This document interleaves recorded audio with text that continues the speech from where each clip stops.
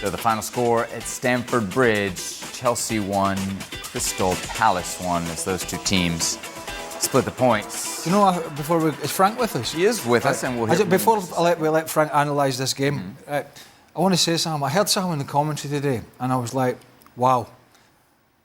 And I may have misheard it, but being Chelsea, I don't think I did. Is Nico Jackson, who scored for the second game in a row, has just signed a contract extension, I believe, wait for it, until 2033. Wow.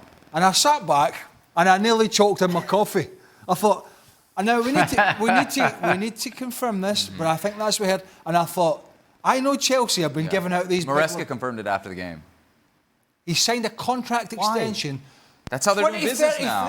That's how they're doing business now. I mean, we can't pretend like we're shocked by that. That's 9 years away, and a guy who there's a big question mark over. He scored today, he scored at Wolves last week. A contract extension, that even for Chelsea is like, I'm like sitting there going, 2033? When is that? Once they find a centre forward to buy, he's not going to play. This guy's only playing because they haven't been able to sign a centre forward. So why would they give him an extended contract? I just thought I would throw that in there as context into how not to get carried away, because Chelsea had this great performance at Wolves. Second half, fantastic. First half today, better than second half. But it's almost like, that was a couple of games, great contract extension. And Crystal Palace struggling, 3 games, no points. Chelsea not getting the job done. It wouldn't be a Chelsea conversation if we weren't talking about some kind of weird contracts. But Frank, I saw your text message exchange with our producer before the show. You didn't have any fun watching this Chelsea game? What happened? Well, mostly because I was disappointed by the second half. You know, I thought the first half was decent. I wouldn't say perfect. They had one chance, I think, before they scored the goal with Madueke hitting the post. But otherwise, I thought they could have finished the game, and they didn't. And the second half, I saw Crystal Palace being better. Chelsea had some chances to score, and Nicol Jackson at the end should have scored. But there are too many other chances that I want to talk about where I feel that Chelsea has to work. First, I want to say that Crystal Palace got better. Second half is maybe why Chelsea couldn't play that well. Defensively, they were perfect, almost perfect. And offensively, they worked hard. And Eze he's a different player. I can feel it. The goal that he scored is absolutely fantastic.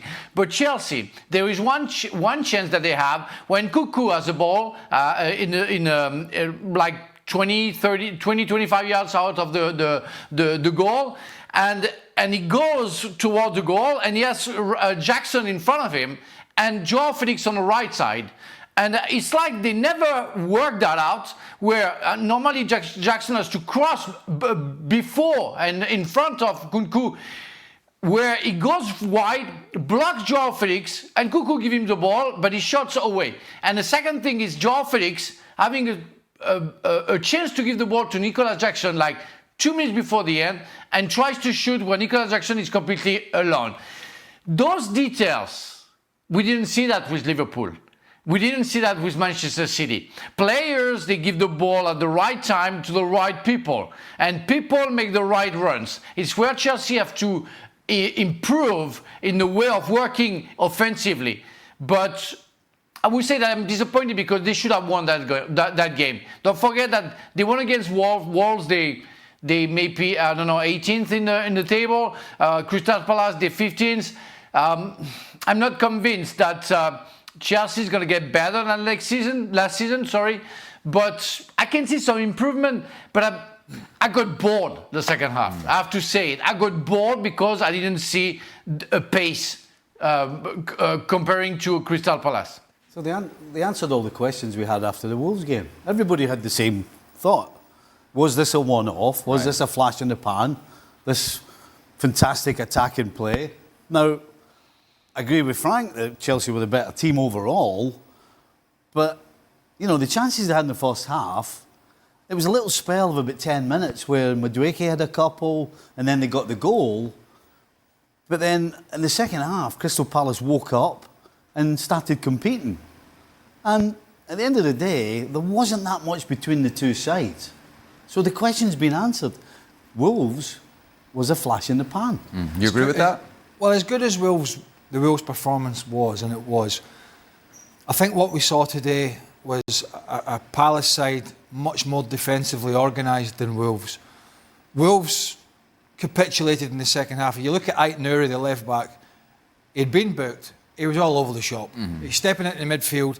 2 of the goals that Madueke scored in the second half came down that side. So it was a little bit of both, but not to take anything away from Chelsea. But it's always going to be more difficult against better organised sides. And that's what Palace are, because they know they're a bit limited going forward. So they had to sit a bit deeper. I mean, they've sold Joachim Andersen to Fulham. They thought they were going to lose Mark Gay as well.